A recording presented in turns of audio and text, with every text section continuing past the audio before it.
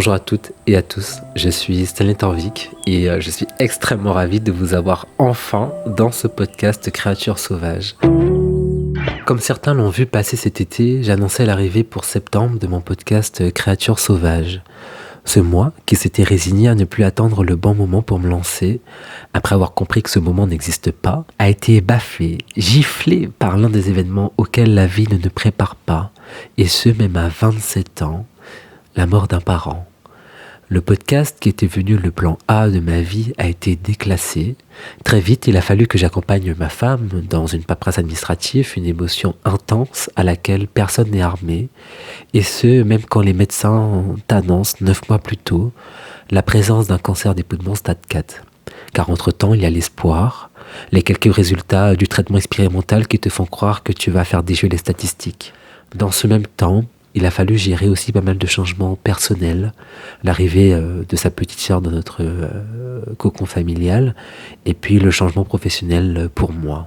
Bref, Créatures Sauvages n'était brusquement plus le premier plan, mais le second plan, voire le troisième, quatrième de mes journées. Car la vie te rappelle à ces moments que quoi que tu puisses faire, quoi que tu puisses dire, il y a ce début et cette fin de ton passage terrestre que tu ne contrôles pas pleinement. Aujourd'hui, l'urgence n'est plus. Nous avons appris à vivre avec, à vivre surtout différemment. De ces épreuves, nous apprenons à en sortir grandis. Et je peux de nouveau être suffisamment disposé pour pouvoir reprendre là où je m'étais arrêté en août dernier. J'avais prévu un premier numéro assez différent. Et avec tout ce qui s'est passé en fait dans ces dernières semaines, je me suis dit que le premier vrai numéro de Créatures Sauvages, eh bien, c'était l'occasion parfaite finalement de parler de ce moment-là, quand le plan A devient le plan B. Et puis surtout, comment continuer à vivre quand le plan A n'est pas celui auquel on rêvait depuis longtemps. En août, quand j'ai annoncé la parution de Créatures Sauvages, c'était surtout la volonté pour moi de démarrer un projet que j'avais commencé à bien rôder dans ma tête depuis bien plusieurs années. Parce que, comme vous le savez, pour certains, j'ai fait de la radio, j'ai fait de la web radio aussi. J'étais un amoureux de la radio, j'étais un amoureux de la musique parce que j'aimais les voix, j'aimais écouter les gens parler, j'aimais écouter les gens chanter. Finalement, Créatures Sauvages, c'était la continuité de ma passion et de ce que j'aime faire, rencontrer les autres, partir à la rencontre, découvrir des histoires, des parcours de vie, des témoignages, partager tout ça ensemble. J'avais bien compris que le bon moment, il n'existe pas et que ce moment-là, en fait, il fallait que je me l'impose.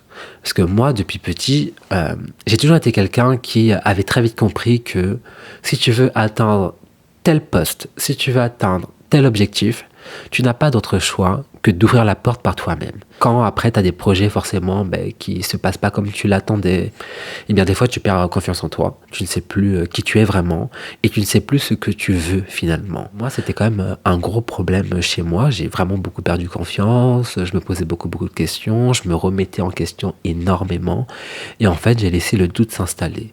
Et le doute prenait beaucoup trop de place et depuis quasiment 1 an, voire 2 ans, j'attendais le bon moment pour pouvoir me lancer. Et puis en fait, tout a été la bascule à mes 27 ans. Moi je suis quelqu'un de très très réservé. C'est-à-dire que moi vous pouvez me mettre dans un bar, dans un restaurant ou en boîte de nuit, vous pouvez être sûr que je ne parlais à personne. Parce que je n'arrive pas, c'est pas que j'ai peur des autres, c'est que je suis très très très timide. Et donc si on ne vient pas me parler pour la première fois, dans un environnement qui n'est pas professionnel, je vais vraiment avoir du mal à aller vers l'autre parce que j'aurais très vite peur de me dire qu'est-ce que la personne va penser de moi, pourquoi il y a ce mec qui va me parler. Et toutes ces questions-là m'empêchent d'aller vers les autres. Et du coup, à mes 27 ans, ma femme m'a offert un séjour à Londres, parce que j'adore cette ville, mais elle m'a offert un séjour à Londres seule. Et donc en fait je n'avais pas d'autre choix que pendant tout le week-end de sortir, même si je suis seul. La seule chose que j'arrive à faire seul finalement, c'est aller à la salle de sport. Parce qu'à la salle de sport, et même encore ça, je vous dis ça aujourd'hui parce que maintenant j'ai pris beaucoup de distance avec ça.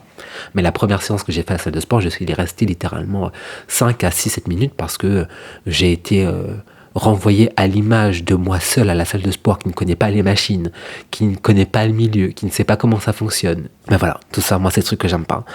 Des trucs où je suis très très mal à l'aise. Et du coup, faire des trucs très basiques que j'ai envie de faire, et bien si je suis seul, je ne le fais pas. Et donc, à Londres, ça a été une grande révélation pour moi. Parce que du coup, j'ai été forcé d'aller à des endroits que j'aime dans Londres, seul.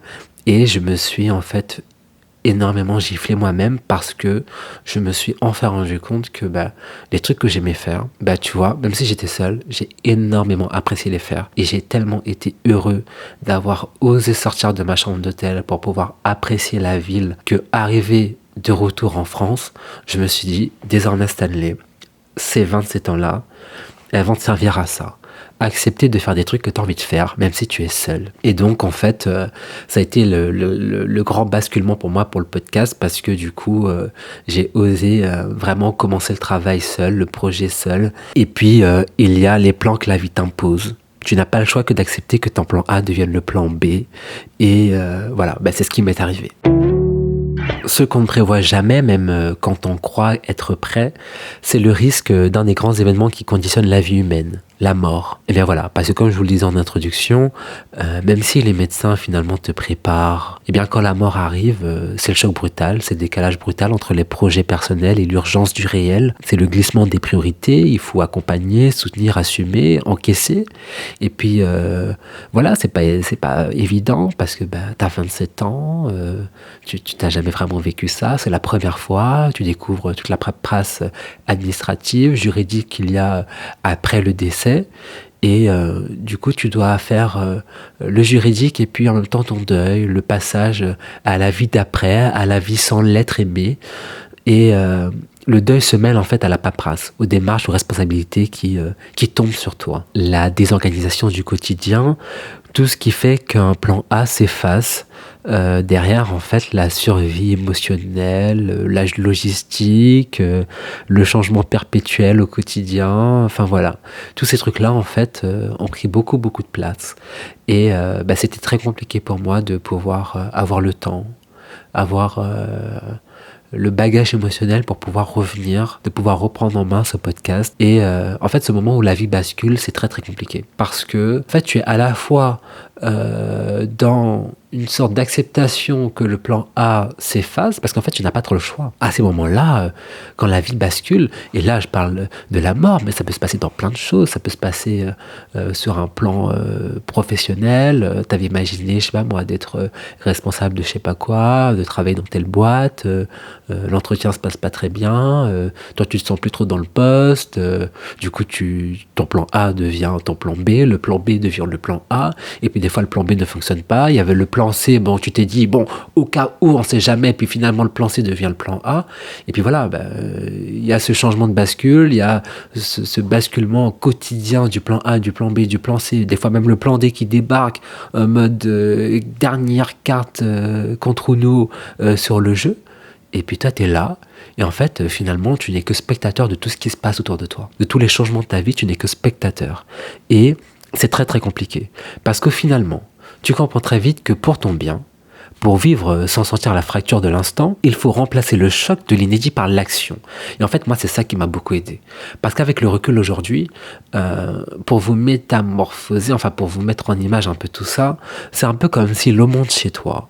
Soit tu laisses l'eau monter, et finalement tu le regardes l'eau tout détruire, tout ce que tu as acheté pour construire ton cocon, et puis soit tu t'armes d'espoir, de clarté, de résilience et de courage pour combattre le problème et puis surtout anticiper les autres coups, parce qu'en fait c'est surtout ça qui est très important, parce que forcément, pendant que tu gères l'eau qui est en train de monter, il a sans doute déjà bousillé 2-3 meubles ou appareils électroménagers.